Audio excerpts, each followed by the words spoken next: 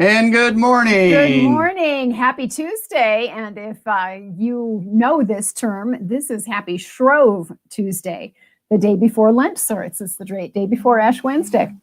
So there you go. There is your vocabulary word. And anyway, I could go on, dictionary.com. I learn something new every day. All right, boy. Whenever you wake up in this household, you have no idea what's coming at you. But I'm Frank Spillers. And I'm Kim Spillers. Thanks so much for joining us today with Rural Community Solutions, where we help you design family-friendly, youth-centered places. And all this week, we are celebrating National Entrepreneurship Week, and we have guests every single day.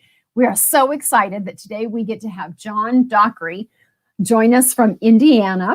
And so, gosh, John is a founder. John's the founder of WhatsUp 24/7. We're going to see what John has with WhatsUp in just a moment. So come on back. We'll be right with you.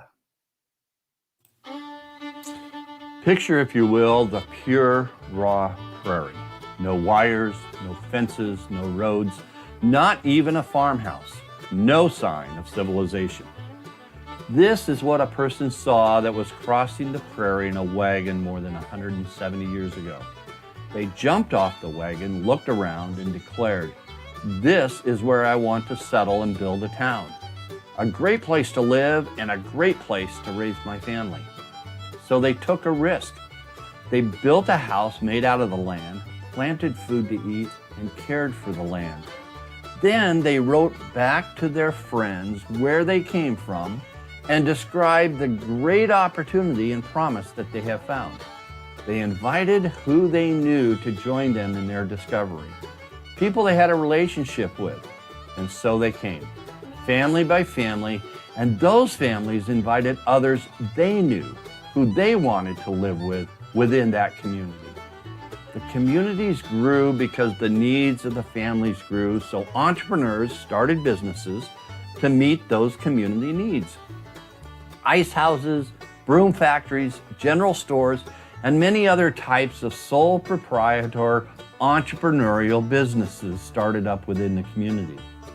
All of our communities across this country, all around the world, were started in this way, with a vision of the future and a plan to grow with people.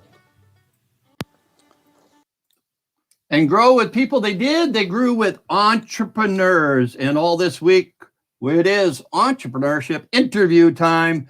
And we want to welcome John Dockrey from Indiana. John Dockrey is in the house. Welcome, right. John. We're so glad to have you. No, it's good to be here. Good to be here. Thank you. Oh, absolutely. Well, I see you have the background. WhatsUp 24/7, just right behind you. Yes. So how's your snow out there? We understand that. Well, I'm not going anywhere. Let's put it that way. Maybe we got 10 inches last night, and they said that's the small one. We're supposed to get more on Thursday. Oh my goodness sakes. Wow. Well, yeah. Well, then we're glad that we have you today, and this is a perfect time for you for you to feel focused on being together in an interview with us. Yeah, absolutely. John is he's really passionate. John, according to me, from how I know John, he is the ultimate entrepreneur. He is always looking for opportunities. And he's been an executive director of a Chamber of Commerce, Economic Development Organization. He's been in city government, a city council person, and all at the same time while juggling other businesses and looking for opportunities. So really, that is the mindset of an entrepreneur, which we're trying to get across this week of what is a mindset of an entrepreneur? How do you think like an entrepreneur so you can support entrepreneurs within your community? So John, let's ask you, first of all, thanks for joining us, but tell us WhatsUp 24/7. I mean, what a great platform for rural America. Well, and what a great name. We can't wait to tell everybody all about it. So take it away. Well, no, thank you for having me. I appreciate it. So WhatsUp 24/7 is my way of expressing what I saw lacking in our communities. And the many years I've been involved in rural development, we've talked about regionalism, and we've talked about a rural community supporting one another, and we've talked about how do we local folks even know what's going on even in our own town.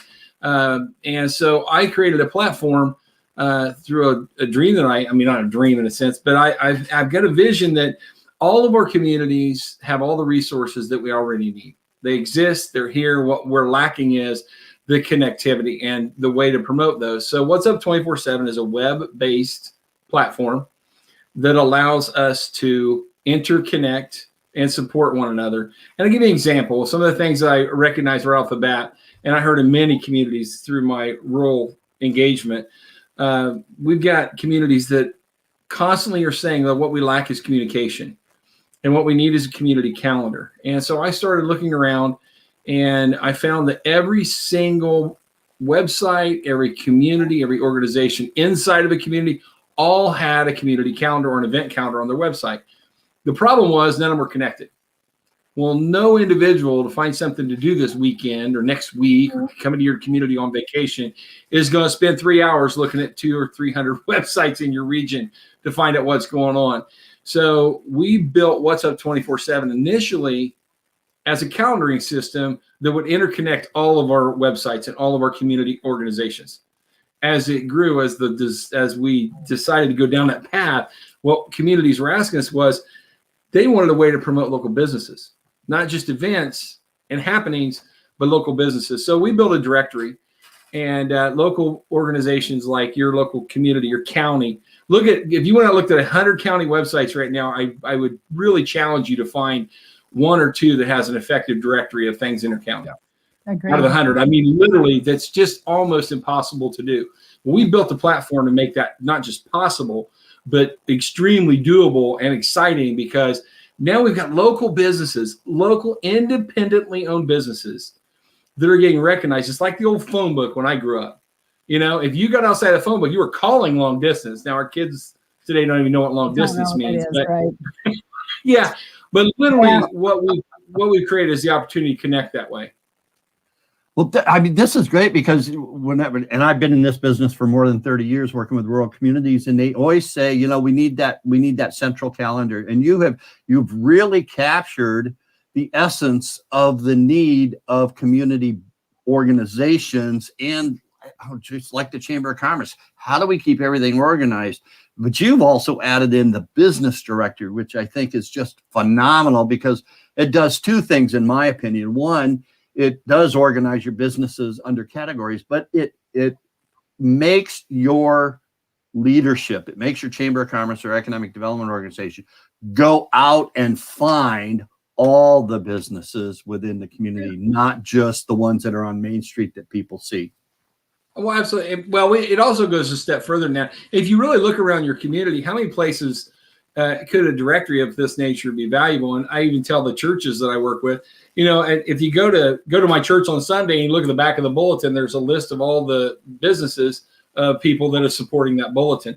Well, in our platform on the church's website, real simply, they can just pick and select to create a directory of just those organizations.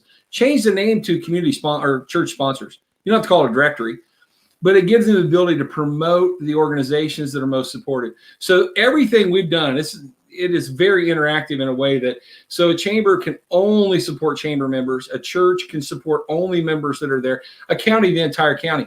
But the cool thing about what we did is it's up to the community. And what I found is when we talk about regionalism, we've got to break the boundaries of our taxing body. People don't live in those boundaries. Only elected officials care about. Yep. We live in a manner that we live in a 360-degree world, or we should. Mm-hmm. If we truly knew what was around us in a 360-degree world, we'd find our rural communities are even more valuable than we give them credit for now. Because what we lack is the ability to know what's happening. And we tend to, where I live at, we're near Anderson, Indiana, which is a community. It was a big General Motors, place for years. If anyone knew of Anderson, Indiana, they knew it because of General Motors. But it was the first indoor mall in the world. Now that mall, I didn't know that. First indoor mall in the world was in Anderson, Indiana. That mall's been closed for about 15 years because people drive right past it to Noblesville. Hamilton County, Indiana is one of the fastest growing places in the country and has been for the last 2 decades. It's an amazing place. It's good. But I don't like traffic. Why do I live in rural America? I don't want to drive into that regularly. But that is where most people tend to, because you don't have to wonder if you're going to find something. You know, if you go down there, it's whatever you're looking for, you'll find, if you don't mind the density. So what WhatsUp is all about is allowing our communities to literally promote the things within a region, a 360-degree view of your community. You pass going from here to there. I passed about 17 small communities in that 35-minute drive that all had unique stores. Yep. They've got men's shops and clothing stores for ladies, and they've got all the things that I'm going there for. I'm just unaware of them. And because there's no good mechanism for me to see how to find them. And people want to say, well, Google. Well, look at Google. Yeah. And if you're not a paid ad, you're not on the first page. And it's very difficult to manage that. So our goal is to let communities promote not just their own community, but the things surrounding their community that make them stronger. And you just think about what that means. On your platform, then, is it just a fill out the form and then it does populate? Is it that kind of a drop and drag that easy? It's pretty simple. It's basically an organization can go on and just fill out a simple form, yes, and they can create an account, and anybody can have a directory listing. Those are free. There's a subscription. It's a subscription model. So any organization that wants to promote themselves, and one aspect of this I didn't mention was we also created for communities a section for destinations, or because so many of our rural communities don't have the benefit of a visitors bureau. And so we created that because your community, no matter where you're at, I don't care where you're at, I don't care where you live or what community we're talking about. So around you within a 20 or 30 mile radius is a lot of places to go, see, enjoy. Yep. But not being aware of them doesn't give any value. So we created those 3 different areas of interest, calendaring system, if you will. And it's much more than that, but that's where the platform looks like and what people recognize as a directory, and then destinations. It enhances any community's website to a level that's amazing. Now, what we're doing right now is we're building an app. We're actually starting on the 24th of this month. We have an advisory team we put together that's made up of community leaders across Indiana and beyond. And what we're doing over the next 6 months is through their consultation, we are building an app that we will then promote, if you will, across those communities who are early adopters, so we can saturate their market with them being the focus initially. So it's we're stepping outside of Indiana now. We worked to this point, and starting literally this week, this is my first step outside of Indiana today. But our marketing efforts are leading us outside of Indiana to identify communities who are early adopters, who see themselves as the individual and the community that says, you know what, we want to lead our region. So we're looking for those kind of people who are that pioneering spirit, and their rural communities worth promoting because they see value in it. And to give an example, I mean, the reason I did this is I saw your video at the beginning.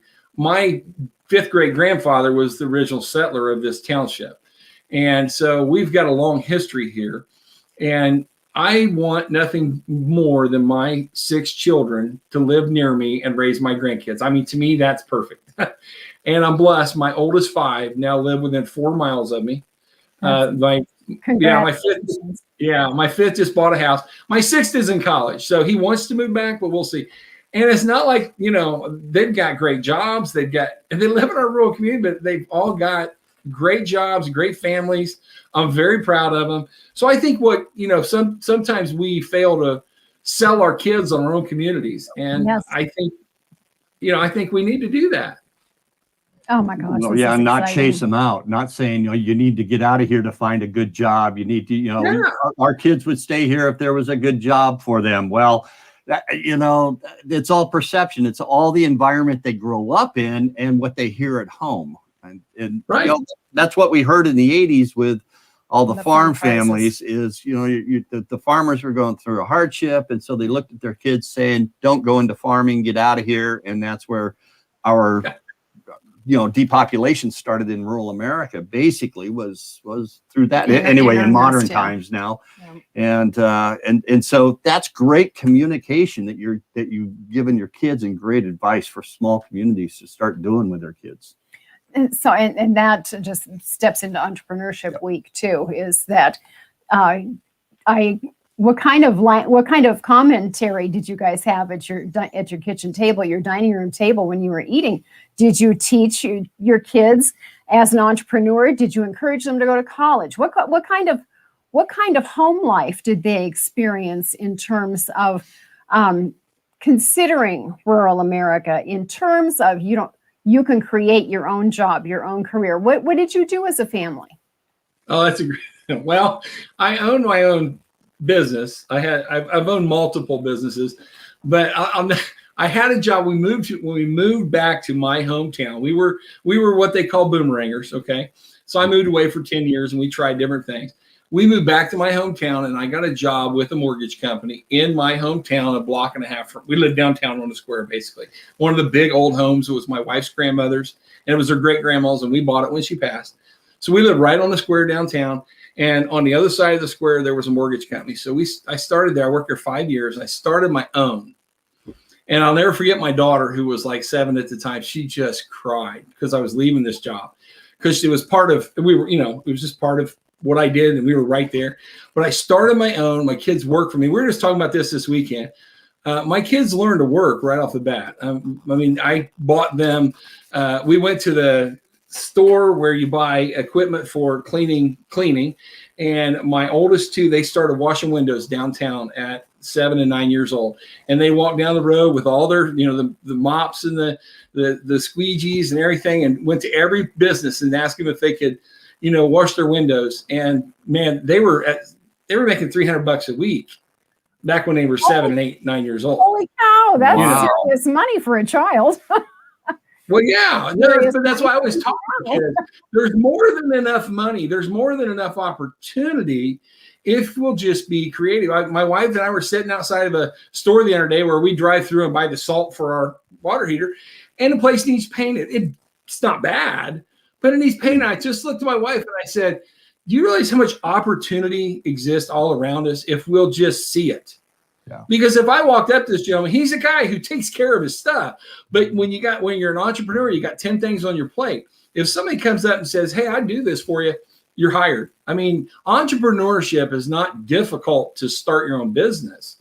What's the hard part about it is having the guts to do it.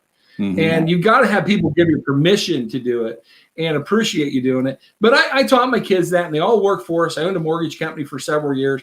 And unfortunately, in 2007, that whole industry went south. And it cost my wife and I our livelihood. Yep. And we had to start over. You ask how it started around our kitchen table. I grew up with nothing. I mean, we grew up, my two sisters and I grew up on welfare with nothing. My mom was in a car wreck when I was 6, and I was raised by my great grandmother. And she never had a driver's license. And I was severely dyslexic growing up. And when I went to the high school to go, they told me I wasn't smart enough to go to college, and asked me, you want to go into building trades, or you want to get into automotive? And I didn't know what I wanted to do. I just worked at a grocery store. So I did that until I was like 23 years old. And I was so sick and tired of doing just doing the minimum. I knew I was more capable than that. I just didn't know what. So I went to an employment agency and I asked her if she could help me get a real job. And she said, yeah. She made me fill out all this paperwork. It took me 4 hours. And she called me the next day all excited. She says, can you come back in today? And I said, sure. I went down. She goes, have you ever taken an IQ test? And I said, no. And I was 22 or 23 at the time, no college in my background because I just wasn't smart enough to go, I was told. She looks at me and she goes, well, I've never seen anybody score this high on an IQ test. She goes, 160 on this test is genius, and you scored 178. And I said, does that pay more? Yeah. And it didn't, but I didn't know that. So because of my dyslexia, and I went to summer school every year all the way through 10th grade. If I wanted to go to the next grade, I had to go to summer school. That was every year. And I just knew I was just, but this was my first time somebody said, you know what, that's not an issue. You have something you weren't aware of. When I realized that, then the entrepreneur bug hit me. I wasn't dumb. So I started, and my wife and I were talking about yesterday. I started in Anderson, Indiana, I called a CLS, Computer Listing Service. I went to the Board of Realtors and I said, let me computerize that multiple listing book. And they hired me to do it back in 1986. And then we were in a car wreck Christmas Day, and I was laid up for 8 months. So I missed that opportunity, but the bug never left me. So I started building computers, and that's what I did for a living for several years, and did that. And since then, I've always got the bug. I mean, we talked last week. What if we did a mastermind group? Because there's people across this country that have the same goals and desires for rural communities that we do. Why don't we put them together in the same room and start dialoguing? I like that as a community leader. I didn't have people of my mindset in rural America. And I went to all the community development meetings, but they were talking about big cities. Yep. And I was only getting remnants. And I was hopefully finding something, which I always did, that I could bring back to my rural community. But it wasn't much. The resources are limited. And I want to change that. That's what WhatsUp's all about. It's realignment of the resources. We have them all. The problem is in our rural communities is everyone's wearing 12 hats, and they can't take on. I was looking at a website this morning in a small Ohio town, and the last updated 2017. Now, I know why. Yeah. Somebody's cousin's brother's nephew went to college and built it over a summer, and 4 years ago, and it's not upkept. Well, we're going to change that. Our day, when we do what WhatsUp is building here, everything's dynamic. So information is input by the organization itself, not the community. The church puts in their church meetings, boom, and now it's spread across. And I'll give you one example, and I think this will make sense to you, of the vision I had. Because again, these entrepreneurs you're speaking of, all these independently owned business, they're my passion. Yeah, they deserve to be recognized, and WhatsUp's doing this. But this little a standalone theater, if you will, in Benton County, Indiana. It's a great representation of what we do. Every week, now this is COVID time, so she's not doing movies right now, but when she would get her movies every week, she would go on her WordPress website and she'd change one page. It was the event page. And she would put in next week's movies are, and she would change it every Sunday night for next week. When she first met us in Benton County, and all of the towns within the county and the county itself and economic development, they all adopted our platform. And we showed her that she can now go on our website, WhatsUp 24/7, type in the same information she was putting on hers. And now through a connection with each one of these organizations, her movies show up on her website where they did before in our little widget, but now they show up on the county's website, the economic development, the chamber, the town, the adjacent town. The next county next door now promotes her, and the foundation in the county next door now promotes her. Why? They don't have a theater, and they're respectively 7 to 17 miles from her in their county. They're like, well, why would people drive into the larger community when they can run over here and support our neighboring community? And so that's, again, I see entrepreneurship as dreamers. I see the resources already exist that they need. What we need is they need to be given a permission. Our communities need to be supportive of our entrepreneurs. And a lot of it isn't because we don't want to be. It's we don't even know they're there. Frank, you and I met. Well, Kim, I think you were on the meeting too.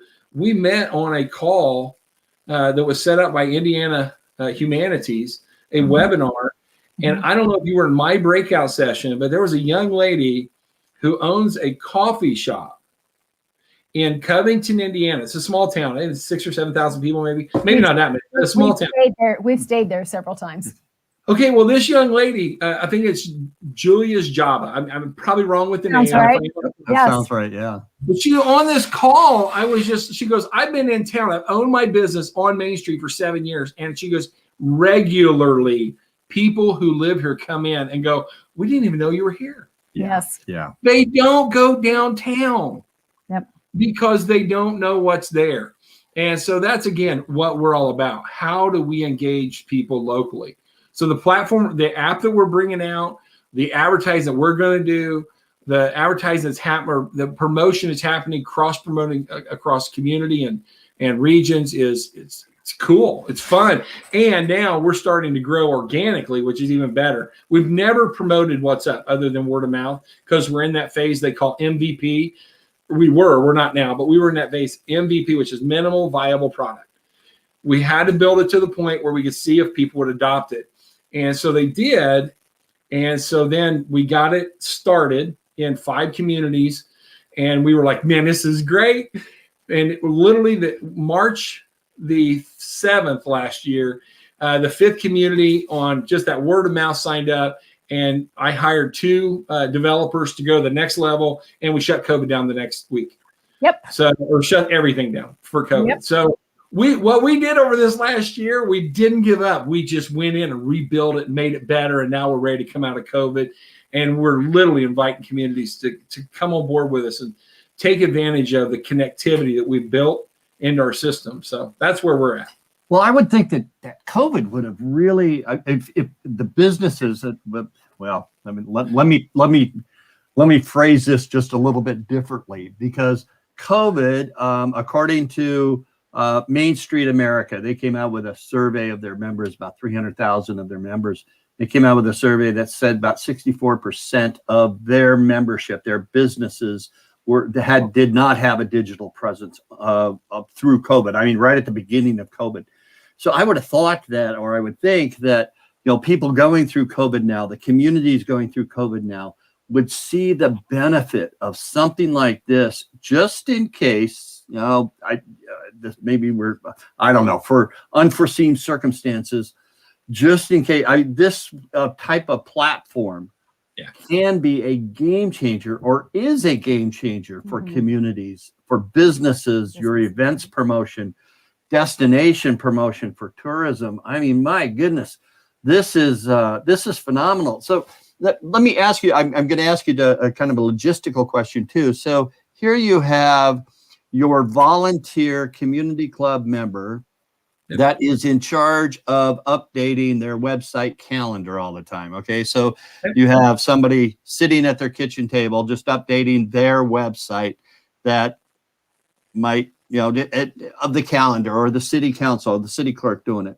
So when they update theirs, it's connected across platforms to every other calendar that connects to that, across the region, across the county, and just populates every place with that, what you're doing anyway, and you populate all those different calendars. Well, you're largely correct. It's permissions based. There's a mutual agreement between, so like I said earlier, the county, I use the county as an example. That's kind of the largest entity that we start with. So the county literally would want to promote every single organization in the county. Right. And so what they do in our platform is they go out, and in our directory, there's a place for them where they just click a little button that says, we would like to promote you. And an email goes to that organization. They click yes, and now it's a mutual agreement. Okay. So the chamber would just only go out and just click on their members, choose them, select them, and then that agreement would happen there. The church, as I said, could promote just the sponsors of the church. United Way, just the sponsors of United Way, and so on as we go. And then we, as a platform, promote everyone. We are literally the most inclusive organization you've ever imagined. And so as we go forward down this path, we want everybody, and this is why community calendars have been, that term has been used forever, and why it's never worked. People say, well, if it's so good what you're doing, why hasn't somebody done it? Well, somebody hasn't done it because people don't give value to the same things. And what I mean by that is this. Okay, I live in a community, I'm just thinking down the road here, 5 miles from me, is this community of 1,200 people called Summitville, Indiana. And Summitville, Indiana has a water board meeting. Okay, so their water board gets together. It's probably, the town council and the director of water department, and maybe somebody who's got a leak in their yard is going to come. That's it. And in our state of Indiana, the Colts is probably the biggest venue you got. Yep. If you're not willing to put the Indianapolis Colts and that water board meeting on the same calendar, you did not build a community calendar. Right. Yeah. You didn't do it. Yeah. You didn't do it. You built a calendar. But so when people say, why has it, if it's so good? Because what we've done is we've leveled the playing field. Now, what's important is how you, Kim, and how you, Frank, as an individual, filter that. So what we build in this is, and what we're doing right now with the app, is we're creating the app in such a way that you as an individual are able to go in and say, okay, these are the things that I want to be most aware of. And those things will come down and be filtered to match your desires. Now, if you would for a minute, unlike all the other platforms that we hear about today, if you've done any homework in the world of technology today, if you're getting something for free, you're the product. They're selling you. So that's why all these big companies, you get all these free things, but man, they know everything about you. And if you even think about something, the next thing it's on your phone, and it's kind of unnerving. Okay. Mm-hmm. Yep. We're not building that. What we're building is a simple platform for information. We don't want the entrepreneur, the small business person, to have to figure out how to get that. Well, this person didn't like me and they said they don't like me. We're not that. We are literally the old phone book. You want to go find a place to eat. It ain't 5 stars or no, here's a place they sell fried chicken. If you want fried chicken, go there. So this is about that small town entrepreneur, and we're starting at the lowest common denominator. And lowest doesn't mean anything other than these are the individuals that run a 1-2 man operation up. And that's the opposite of most people. Most people don't see any money there, so their strategy for their business model has to start at a higher level. We're starting at the ground level. We want everybody. And you said this a minute ago. You alluded to it, but I was talking with Purdue University one day, and they made a comment to me that they said, going forward into the future, that every community is going to have to be recognized as digitally inclusive. Right. Yep. And he says, now your platform already does that. So it's kind of like what you just said, coming out of COVID in the world we live in right now of the digital age. And I look at a lot of communities don't have a website. Mm-hmm. They should. How can you sell yourself to anybody? And we're all selling ourselves. Most people don't understand this, but a community is incorporated. Yep. Therefore, it is a business. Yeah. It needs to be treated like a business, and it should have a marketing budget. Mm-hmm. And so I was talking to a community last week, and I said, here's what we can do for you. According to Google, you should spend 7 to 10% of your annual revenue should go towards marketing. And I was able to help this community do 0.5% of their budget, 0.5%, and do marketing that would surpass anything that they could ask for. So how do we apply, that's what WhatsUp's done, is we're bringing things down to a level that rural communities can afford to have a regional presence, and they can afford to support their businesses. And what communities are in business of doing is they're in business of promoting their businesses. Literally, that's what they're in business for. It's like if you're going to go to a county fair, a smart county fair is going to promote everything that's going to be at that fair, not just, hey, we're having a fair. Yeah. Okay. When you come here, you're going to get this and this and this. A community, a successful community, is promoting all of the elements within that. And that's where our rural communities have fallen short, not intentionally. It's due to what they perceive as lack of resources. Mm-hmm. And that's why we've realigned the resources. So we've put it in where it needs to be. The individual organization can literally put their information effectively in our system. And then the communities, through just one click of a button, not an ongoing long process, not something they've got to monitor weekly or daily or monthly or have somebody hired to do it. No, they go through the process once, and we build it so it manages itself for them. This is really a digital welcome wagon. For those of our age, we remember welcome wagon in the community, but this is actually a very good digital representation. If somebody new moves into the community, they get the link, they look at what the community is, and they really find out. I mean, it's like opening up your welcome wagon bag and seeing that directory of everybody there. So maybe another development would then be to do little discounts or points off, or if you come into the store, or maybe that could be a little piece of that if you haven't done that yet for the businesses. But hey, that's where my head goes with welcome wagon. It's like, No, you're right. Come to my store because I'll do this. I never think of any. I'm not the guy that's thinking of all the new stuff. What I'm taking is, and I've said this forever, the resources we need already exist. Right. We need to realign them. And both of what you guys just said, Ben Winchester said this when we were on that call where we met, and he said we're lacking the welcome wagon. And he mentioned that. He says what every community should have is we should have ambassadors. And so while he was speaking that day on that webinar, I got on Slack with my team and I said, ambassadors, we're building it.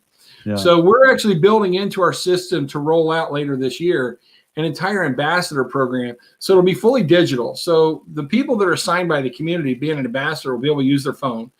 They'll be able to go connect. We're actually going to build a point system in. So as these ambassadors are engaged in their community, we're going to give them credit for that. And then we're going to start building in grants and awards and things that communities can earn, because we see the value and of people being engaged in their community. There are a few communities I've spoke with in the last couple of months that have ambassadors, but they said, unfortunately, over the years, what's happened is the programs kind of just dissolve down to where it's a group of people to get together and have coffee every Tuesday. And that's not knocking anybody. It's just saying it's not engaged the way, as you stated, Welcome Wagon was, or the intent of the ambassador program. So how do we elevate that? Well, as you guys know, and I know, when you go to work, you need a process. You need to know, what do I need? What am I here to achieve today? So if we can give the ambassadors, the engaged people, the people who love their community and want to tell other people about it but don't know how, if we can give them the platform that they can literally engage at every level, with you as an individual at the grocery store. You know, you're, hey man, I didn't see you last night. Well, I didn't know about it. You mean you're not on WhatsUpp? You didn't check the city calendar is amazing. You can go right on there, see everything that's going on. If you want to, oh really? When did we get that? So I want them to be able to have that level of engagement with the individual, but also to be able to walk in any community business and say, hey, are you engaged? Do you know about? And then, Kim, you're nailing it. This is one of the things I want to see. And we talked about this. How do we, a lot of our, and I'm not trying to replace anybody, but a lot of our old communities no longer have newspapers. Okay. So my team's talking about, so my team's talking about how do we put together that local strategy. So every Sunday, everybody's going to have a sales flyer could literally be available for people in the community that wanted to see it. So yeah, we're looking to build all those elements into our system. And again, who's it going to come to? It's going to come to Kim, who says, I want to know that.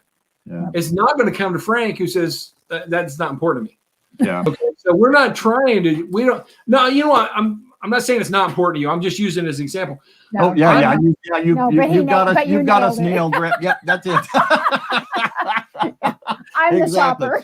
So, well, this is great because it's digital, and entrepreneurship is flexibility. Entrepreneurship is looking at a solution to the need, and when the need comes up, can you adapt and expand within your vision, within your mission? You're not changing what you do.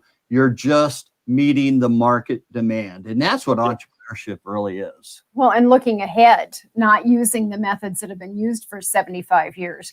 You can build on that, but times they are a changing, tools they are a changing. This is where during our conversation with COVID, we're going back to a new normal. Well, no, nothing should be normal. Nothing should be normal. I mean, everything should be flexible and adapt to change. So John, if communities are looking at this and organizations are looking at this, how do they find you?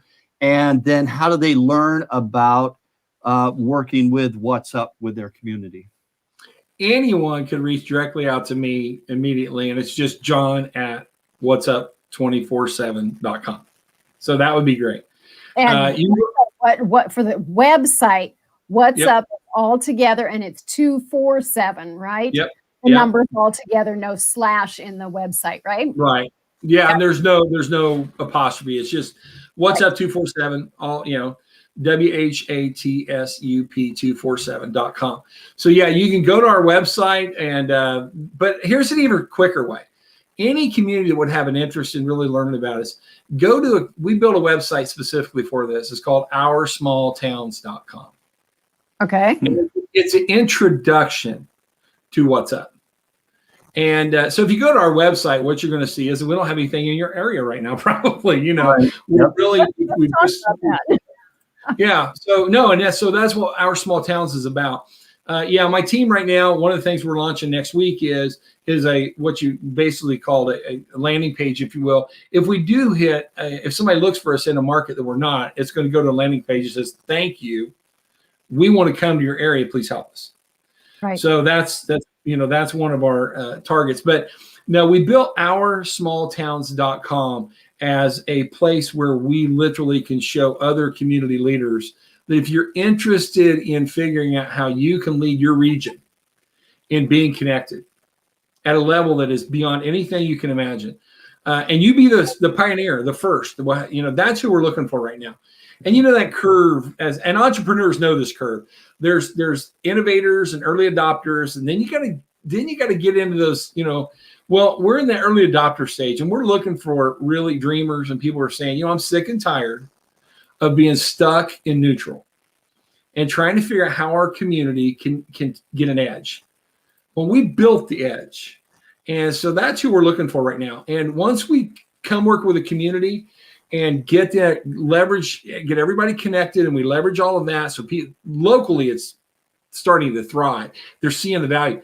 Then WhatsUp's going to layer over the top of that, our app, and we're going to start dropping advertisement, and we're going to blow your region apart using that that community, our partnering community, the pioneer. They're going to be the center of the region, and we're going to grow out from that. So that's what so far we've got communities that are going, okay, wait a minute. You mean we can literally be the front of this? So as we grow out around us, everybody's going to know what we're doing. Yeah. So they're going to get a real marketing edge for that first surge coming as we drive, this into their communities, and they're getting recognized like they would have never been able to before, because as people start looking at it and going, hey, we want to do this. Well, guess what they're looking at? This community they've probably never seen. They didn't even know it was down the road. I'm driving into India or to Fort Wayne. Yeah. Wow. Yeah. Well, you are just so excited about this. It's just contagious. It's wonderful. It's great talking with entrepreneurs because they have that passion. You can feel the passion coming through with what they do. They believe in their product, and they believe in servicing their customer, helping their customer get through that. It's not about, here's my business, pay me money. It's about, here's my business to your solution or to your opportunity and your problem. So, John, thank you so much for this. This has been great. Oh, this is I appreciate it. Oh my gosh, we just can't wait till the next time. So you hang out for just a second and we'll be right back with you. Thank you so much for joining us today, John. Appreciate it. John Dockrey, he's the owner and founder, CEO of WhatsUp 24/7 that helps your community become digital. I mean, how do you help your community find out what's going on, what's up in your community, and let everybody else know in a digital way and a really convenient, streamlined way that is changing the way that communities do view themselves. So we really appreciate it. Hey, come back every day at 11:30 Central Time, our time, right here at Rural Community Solutions TV, live stream on our YouTube channel, Rural Community Solutions on our Facebook page, or go to anchor.fm slash Frank Spillers at there and look for the entrepreneurship about thinking like an entrepreneur, become a spark plug. It's easier for me to say yesterday than it was today. So yeah, teamwork gets it it's done. not just coming off my tongue. But anyway, listen on the podcast. That's our podcast. But thinking like an entrepreneur, becoming that spark plug is exactly what John was talking about. Be that spark plug within the community. Be that innovator in the community that helps entrepreneurship, that looks at new innovations within your community. That's what this is all about, is how do you think like that entrepreneur so we can help support an entrepreneurial economy in rural America that is really the lifeblood of building your communities. So it's all about your relationships with the people and getting them engaged. But how do entrepreneurs think? So how do we support that to where new jobs are created with our existing businesses and new business startups and created in that environment and in that world? So at Rural Community Solutions, that's what we help you do. We help you shore that up for rural entrepreneurship to help a entrepreneurial economy. So come on back, because tomorrow we are going to be talking to some podcasters that bring in entrepreneurs that talk about what they do. But these podcasters then also help build what we call an entrepreneurial ecosystem. That's an ecosystem in your community that does help support entrepreneurs with resources and anything they might need. So we're looking forward to having Nick Kastner and Caitlin Cleese from Mug.News on our show tomorrow at 11:30 Central. We thank you for joining us today. And thanks again to John Dockrey, the marvelous WhatsUp 24/7 guy and founder and creator. And we're so grateful for what he had to share about entrepreneurship. So have a great idea? Let us know. We'll help you get connected and see if we can bring your idea to Main Street or to a business platform. So you guys have a great day. Stay safe, stay warm, and mask up. We'll see you tomorrow.